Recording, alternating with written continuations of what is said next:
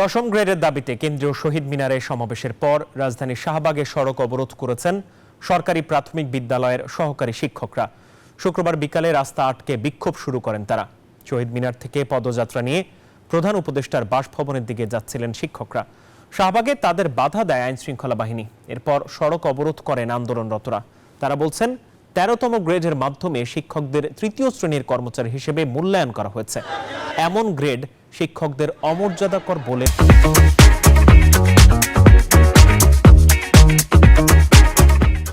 মনে করেন তারা।